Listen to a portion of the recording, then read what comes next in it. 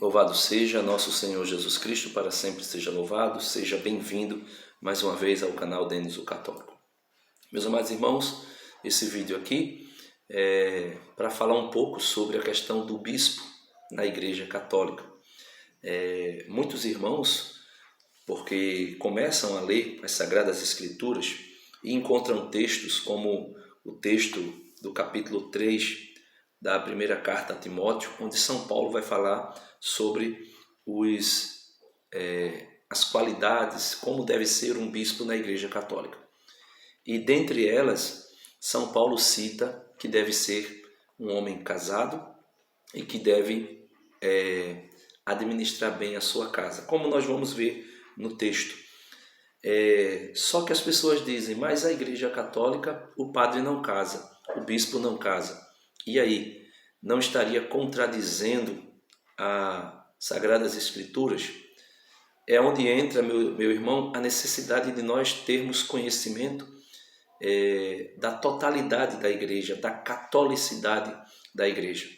A Igreja Una, Santa, Católica e Apostólica, ela tem 23 igrejas particulares, igrejas orientais, igrejas que têm outro rito, né? Igrejas que não têm o rito latino, a liturgia romana, podemos assim dizer. Dentro dessas 23 igrejas, em algumas delas, o bispo pode ser, né, casado.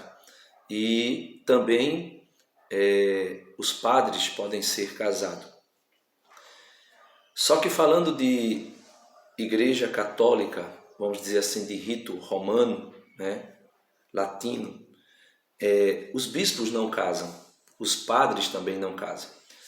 Só que essas igrejas, tidas como igrejas particulares, elas são igrejas que estão unidas ao Sumo Pontífice, ao Papa Francisco. Então, nós podemos ver claramente que não é uma contradição, não existe uma contradição com as Sagradas Escrituras, aquilo que é feito na igreja, podemos dizer, romana, para ficar melhor o nosso entendimento. São Paulo, na primeira carta a Timóteo, ele vai dizer: eis uma coisa certa, quem aspira ao episcopado, saiba que está desejando uma função sublime, não é qualquer coisa. Porque o bispo tem o dever de ser irrepreensível. Veja, o bispo tem o dever de ser irrepreensível, certo? Casado uma só vez. E aqui entra o que eu disse, as chamadas igrejas particulares, que permite, né, que tem bispos casados. Sóbrio, ou seja, sóbrio, aqui não é somente sóbrio porque não esteja embriagado, mas uma pessoa sóbria, uma pessoa que tenha, vamos dizer assim, controle, autodomínio de todas as suas emoções. Seja uma pessoa prudente, regada no seu proceder, uma pessoa prudente e regada no seu proceder, que o seu proceder seja conduzido pela prudência, seja regado pela prudência. Hospitaleiro, uma pessoa que saiba acolher as suas ovelhas, que saiba acolher os seus irmãos no episcopado, que saiba acolher os seus colaboradores no presbiterato e no diaconato, né? Seja capaz de ensinar. A gente vai ver no Código de Direito Canônico, né? Não deve ser dado a bebidas. Um bispo entregue às bebidas, ou seja, que tenda ao vício da bebida, não deve ser uma pessoa que aspira ou que esteja sendo aí chamado, né, por Deus para o episcopado. Não deve ser uma pessoa dada à bebida, nem deve ser uma pessoa violenta, mas condescendente, pacífico, seja desinteressado, deve saber governar bem a sua casa, num rito para os ritos que têm bispos casados, educar os seus filhos na obediência e na castidade, pois quem não sabe governar a sua própria casa, como terá cuidado da igreja de Deus? Aí ele diz, não pode ser um recém-convertido, a gente vai ver mais ou menos o prazo que deve ser ordenado um bispo após ter sido ordenado presbítero. Não pode ser um recém-convertido, para não acontecer que, ofuscado pela vaidade, sou bispo, cheguei ao, podemos dizer assim, o grau maior da ordenação, então eu sou importantíssimo.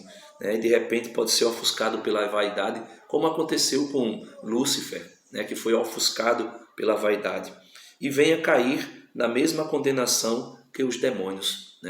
E esses demônios, Lúcifer e a terça parte dos anjos, que acabaram sendo tomados pela vaidade, foram ofuscados pela vaidade, foram precipitados.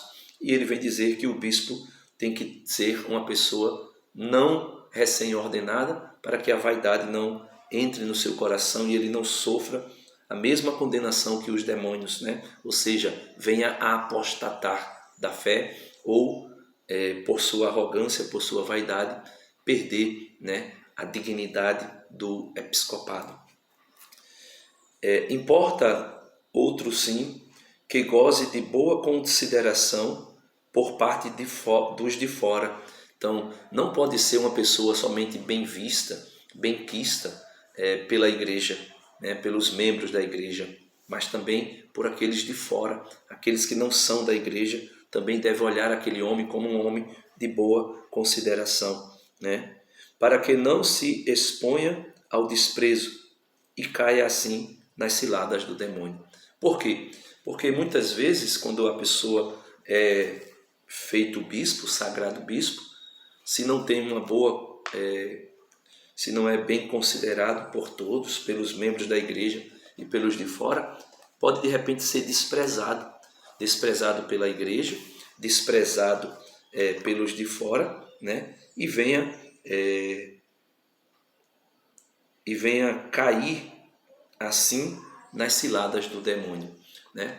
Vamos ver aqui, o Código de Direito Canônico vem dar algumas instruções de como só deve ser o bispo.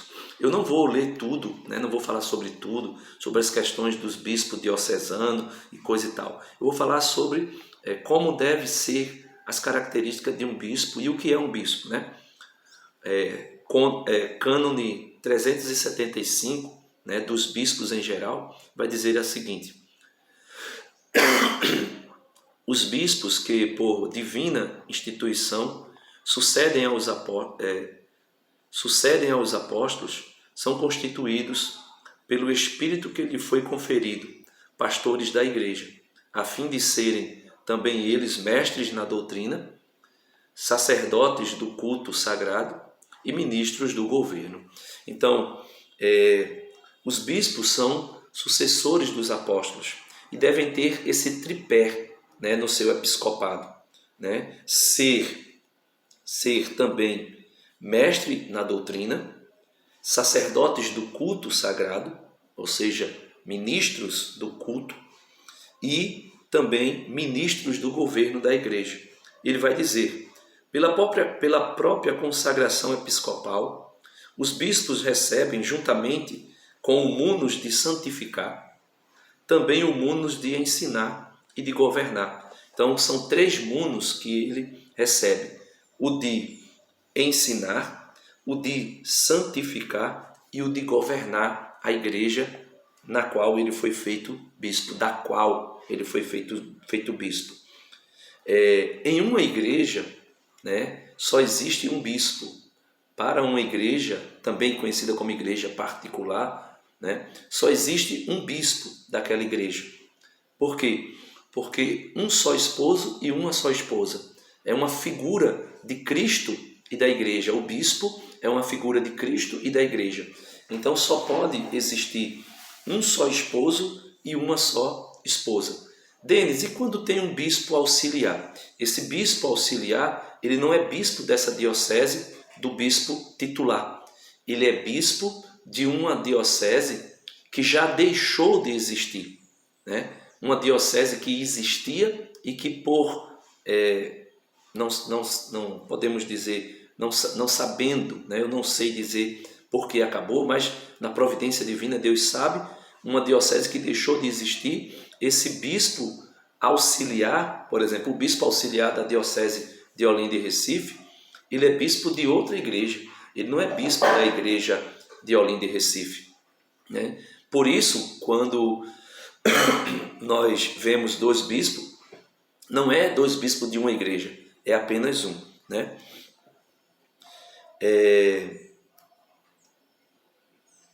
Esses bispos, né, os bispos que são ordenados, feitos sagrados bispos, porém, por sua natureza, não podem ser exercidos. Ou melhor, deixa eu ver aqui. Os bispos recebem juntamente com o munus de santificar, também o munus de ensinar e de governar, os quais, porém, por sua natureza, não podem ser exercidos, a não ser em uma comunhão hierárquica com a cabeça e com os membros do colégio. Então, esse bispo, mesmo sendo bispo de uma igreja particular, ele não pode exercer o seu ministério episcopal sozinho, isolado, como se ele fosse agora dono daquela igreja e ninguém mais tem nada a ver com aquela igreja e ele faz da igreja o que ele quer. Não, o seu munus de ensinar, de santificar e de governar deve ser exercido em comunhão hierárquica com a cabeça, ou seja, com o Papa, cabeça do colégio apostólico, e com os membros do colégio, ou seja, com os demais bispos. Então, o bispo tem que estar exercendo o seu ministério em comunhão com os demais bispos que formam o colégio apostólico e, principalmente, o bispo da Igreja de Roma, o Papa, atualmente o Papa Francisco, né? Então, ele vem dizer aqui algumas características para o bispo, né? O Código de Direito Canônico vem dizer, no cânone 378 vai dizer, para a idoneidade, né? Ou seja, a honestidade, né? Moral, né? E a coerência correta do bispo, né? Dos candidatos ao episcopado, requer-se que, em primeiro lugar, né? A primeira, se destaque pela fé sólida. Então, alguém que quer ser bispo, né, deve ter, em primeiro lugar, um destaque pela sua fé sólida. Bons costumes, aquilo que Paulo dizia a Timóteo, uma boa piedade, uma grande piedade, zelo pelas almas, né, sabedoria, ou seja, tenha conhecimento da doutrina da igreja, seja uma pessoa prudente, e virtudes humanas, e tenha virtudes humanas. E seja também dotado de todas as outras qualidades que o tornem capacitado para o desempenho do ofício em questão. Essa é a primeira condição, segundo o cânone 378. A segunda condição, goze de boa reputação. Não pode ser alguém, imagina um bispo que não tenha boa reputação, que seja visto como um corrupto, um enganador, uma pessoa dada à bebida, uma pessoa dada à prostituição, não tem como, né? Ou seja, goze de boa reputação, não somente dentro da igreja, mas também pelos de fora da igreja. Tenha pelo menos 35 anos de idade, deve ter, né, a terceira condição, ter pelo menos 35 anos de idade. A quarta condição, seja presbítero ordenado há 5 anos pelo menos, seja um presbítero da igreja ordenado há 5 anos pelo menos. A quinta condição, ele vai dizer, tenha conseguido a láurea ou prêmio, né, de doutor, ou pelo menos a licença em Sagradas Escrituras, seja doutor em Sagradas Escrituras, ou tenha pelo menos a licença em Sagradas Escrituras, tenha doutorado ou licença em teologia, ou em Código de Direito Canônico, né? em direito canônico. Então, o bispo deve ter doutorado, pelo menos, se não tiver doutorado, pelo menos licença em Sagradas Escrituras, teologia e direito canônico. Num instituto, né, de estudos superiores aprovado pela Sé Apostólica. Não pode ser, por exemplo, doutor em teologia nas universidades protestantes. Não pode ser doutor em Sagradas Escrituras por uma universidade protestante, né? Ou pelo menos seja verdadeiramente perito em tais disciplinas. Se não for doutor, né, seja pelo menos perito em tais disciplinas: Sagradas Escrituras, teologia e direito canônico.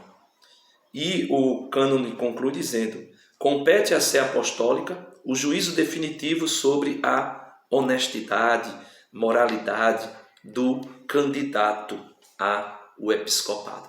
Então, meus irmãos, aqui estão, né, algumas características que devem ser apresentáveis num candidato ao episcopado e que o bispo deve guardar em seu coração essas orientações, né? Não somente das Sagradas Escrituras, mas segundo aquilo que rege o Código de Direito Canônico. Então, Deus abençoe você. Aqui está as qualidades e as condições para um bispo ser bispo, né? Para alguém ser bispo na Igreja Católica. Então, Deus abençoe você. Espero ter ajudado e que nós possamos rezar pelos nossos bispos, por seu munus de santificar a igreja, de governar e de ensinar. Deus abençoe a todos e até o próximo vídeo.